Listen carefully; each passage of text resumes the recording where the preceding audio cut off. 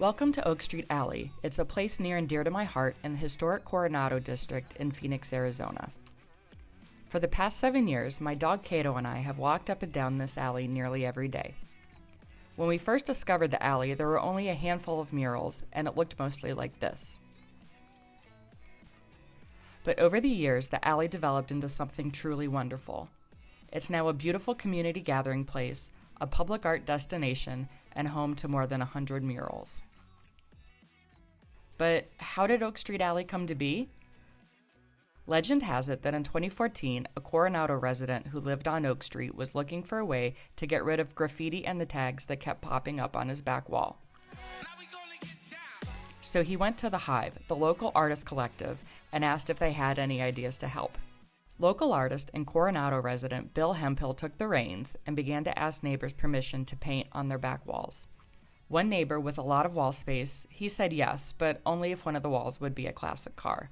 That's when Bill brought in Lucretia Torva to create one of the alley's OGs, the 62 Thunderbird. Next, we meet Phil Freedom, real name Joey Grether. He's a math teacher that lives in Coronado and had studio space in the Hive at the time. As part of the 2016 Paint Phoenix weekend, he led a community mural for kids in Oak Street Alley. Then, in 2017, Freedom began planting the seeds for the annual Oak Street Alley Mural Festival held each year in March. And I was like, hey y'all, what do you guys think about doing a mural festival in March? And they seemed cool with it. I had asked Murals of Phoenix to help out. They were on board with doing it, and we just did it, and it went pretty flawlessly, and it just feels like people want to do it every year, and so do I. So. But it was during the festival that I took note of a common and recurring theme to many of the murals in Coronado: memorials. There are 7 memorials by my count, the most striking being in Harmony's, a Coronado resident who is only 9 years old when she died of cancer. There are even murals still standing after their artists have passed. These include murals done by Phoenix street art icon Pablo Luna and David Bessent, who was murdered in 2018. I asked Phil Freedom why there's a growing number of memorials, and this is what he told me. I think people get more attached to memorial stuff because it's meaningful. I think it provides a sense of permanence for some people, at least some temporary permanence, and I think people really resonate with that, and it gives them a feel like, well, the Mural Alley is partially theirs because their loved ones are respected and dedicated to that over there, During the festival in 2022, I met Miguel Ibarra, who is working on yet another memorial. Charlie, the owner of the home, commissioned me to do a memorial piece. It's just kind of an important piece, so I'm going to take my time today and make sure that it looks great so that it could stay here for a while, use some quality paint so that the sun doesn't burn it out. It'll last a while here, so it'll be good, yeah. I believe in, relationships and sustaining relationships in any way that they need to be sustained. So if he was still here, he loved skateboarding, it would be there. Murals, they're only here for a while. They don't last long. You have people who will ride over them. You have the elements of the weather. That's kind of like street art. It's not meant to last forever. Painting next to Miguel was Kevin Ochoa, working on a memorial for his childhood friend who had passed, and I was extremely moved by what he had to say. We have this thing, Dia de los Muertos. So as long as you talk about someone, they'll always be around. If you continue talking about their stories, the little instances that you had, when you bring forth that energy of a person, they don't really vanish, in that regard, yeah. That's also a sentiment that is echoed by Carrie Mosier, Harmony's mom. Because we don't have a gravesite, this is sort of like a weird sort of meeting place. It's like she's still in the hood. Perhaps all of these words moved me so much because I had just lost my cousin Jay to colon cancer in October and my Aunt Patty in February. Losing 2 family members back to back like that is just absolutely devastating, and I had a hard time adjusting. That's when the wheels started turning. There's this grief theory, and it underlines just what Charlie said about the skateboard mural for her son. It's called the continuing bonds theory, and it says that you continue to have a relationship with the deceased after they've passed. So this could be visiting a memorial site to them, it could be wearing their clothing or a piece of their jewelry, it could be remembering all the special moments you shared, or the desire to carry on their legacy. There's another theory called the meaning reconstruction theory, and it tells us that we seek meaning from the experience of separation. It changes our identity, and as a result, we create a new sense of belonging, not only in our families, but in our community as well. So I realized that I'm guilty of all of these things. But the only thing missing in this equation is the ability to visit a memorial site, and that's because Jay is buried in Ohio and Aunt Patty's ashes are in Kentucky. So I decided it was time to use public art to help me cope with some of my grief, give myself some of that temporary permanence that Phil Freedom was talking about. I'm going to make a memorial site that I can visit every day when I walk down Oak Street Alley with my dog. I'm going to make him a mural. So, how do you go about making a mural? Step 1, artist selection. I first met Jeremie, Bacpac, Franko, and Zoom, and we immediately hit it off. Our relationship grew over the next 2 years, and she helped me with several projects as I learned more about Oak Street Alley and the mural arts as a whole.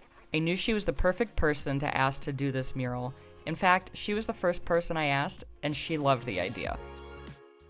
Step 2, choosing the location and finding a wall. Jay had never been to Arizona, so I was worried Phoenix wouldn't be the best location for this mural, but then my cousin Stephanie told me a story about Uncle Tommy, Aunt Patty's late husband. They visited Arizona often, and Uncle Tommy's last wishes were to have his ashes scattered in the Superstition Mountains. Aunt Patty held on to his ashes at home for a few years before Uncle Tommy let it be known he was ready to move on.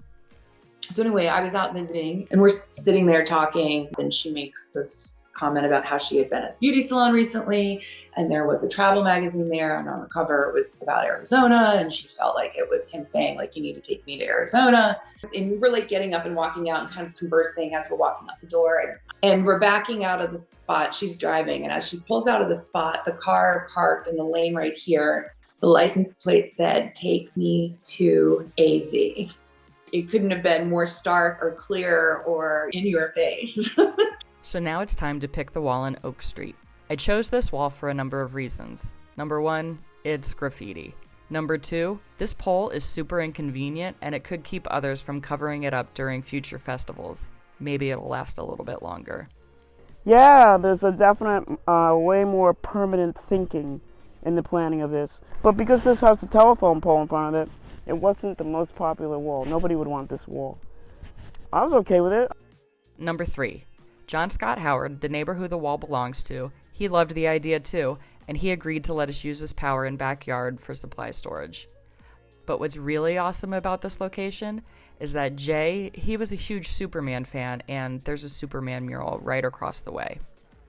Step 3, selection of images. Jay loved many things, but one thing he especially loved was the movie Back to the Future. So when he got his cancer diagnosis, he quickly fulfilled a lifelong dream to own a DeLorean. Well, if you know Jay and love Jay, he was kind of iconic to you.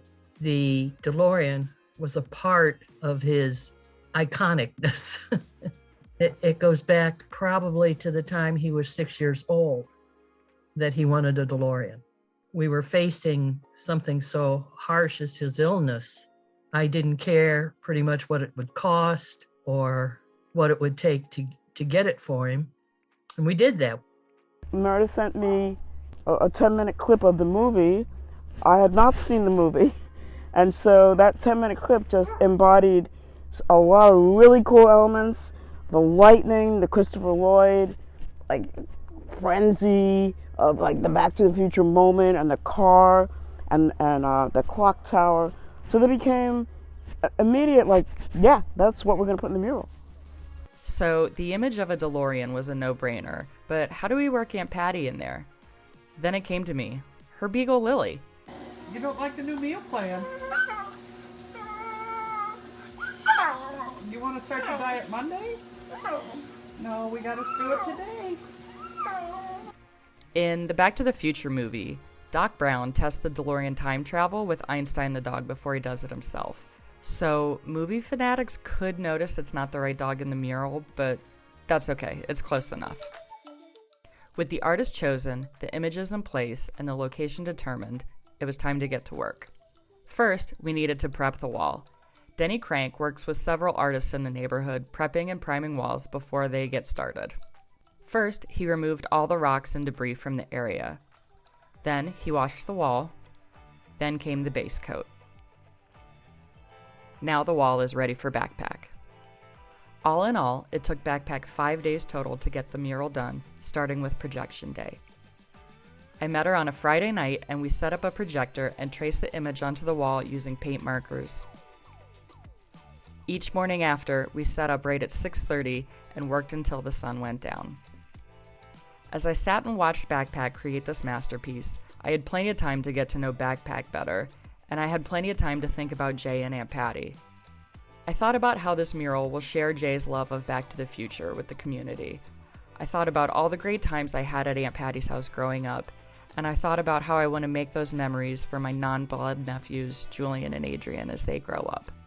I thought about how this mural is like having Jay and Aunt Patty closer to me now than they were alive, and I thought about how through this mural, I can connect with them every day.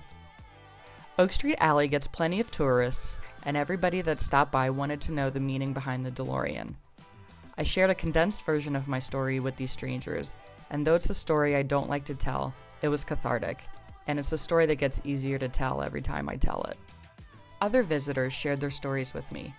A set of neighbors told me that Back to the Future is their favorite movie, and they were Marty McFly and Doc Brown for Halloween. They couldn't wait for the mural to be done so they could dress up and come take pictures with it. I was so happy that the neighborhood was loving it. The days working on the mural were long, and that pole I talked about before was a real pain, but Bacpac is an absolute beast, and she took the challenge in stride.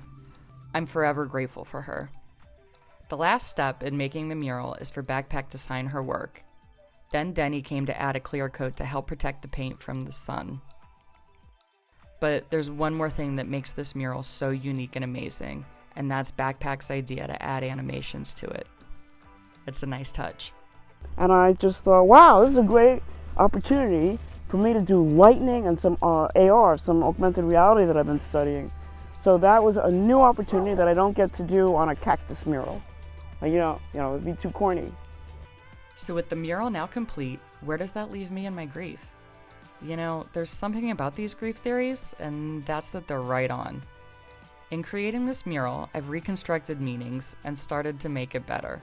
There's a famous quote that says, "Don't cry because it's over, smile because it happened," and I'm smiling a lot more now, especially with the mural as a daily reminder of all the inside jokes and great times we had.